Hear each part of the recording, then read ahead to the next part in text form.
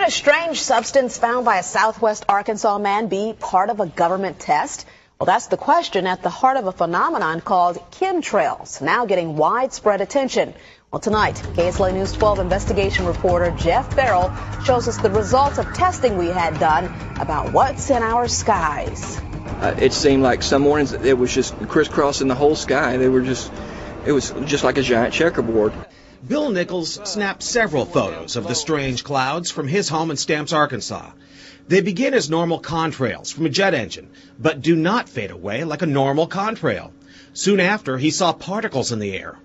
Because we'd see it drop to the ground in a haze. Nichols then noticed the material collecting on the ground. This is water and stuff that I collected in bowls. I had it set out in my backyard on my dad's pickup truck. KSLA News 12 had the sample tested at a lab. The results? A high level of barium, 6.8 parts per million, more than 3 times the toxic level set by the EPA.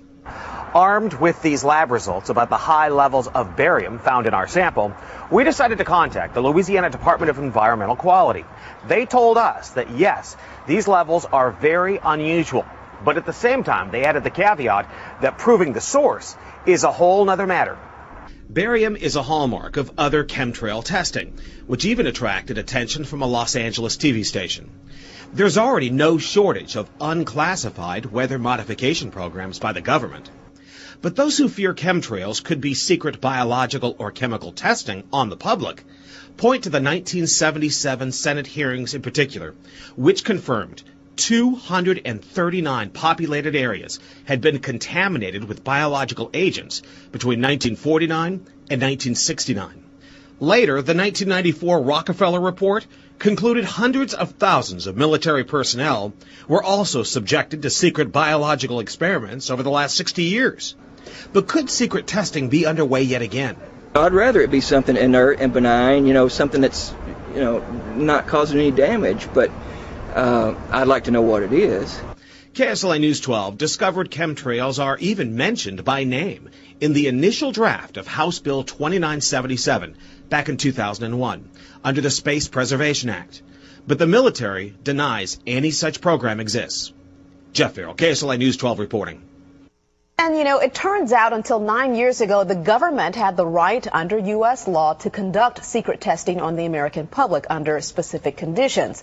Only a public outcry repealed part of that law, with some exceptions. Now, Jeff's report mentioned high levels of barium linked to those alleged chemtrails. We wanted to find out exactly what effects barium has on the body. We spoke with Mark Ryan, the director of the Poison Control Center. Ryan tells KSLA News 12 that short-term exposure can lead to anything from stomach to chest pains. Long-term exposure causes blood pressure problems. Ryan addressed concerns by chemtrail researchers that barium could be meant to wear down a person's immune system. Anything that causes ill effects in the body long-term chronically is going to affect your ability because it's constantly working on the body. So from that aspect, yeah, that's a potential. Ryan says he's conducted research on his own about secret government testing on the public, but he's still a bit skeptical about the alleged chemtrails, at least at the moment, because the Poison Control Center has seen no calls about exposure to barium.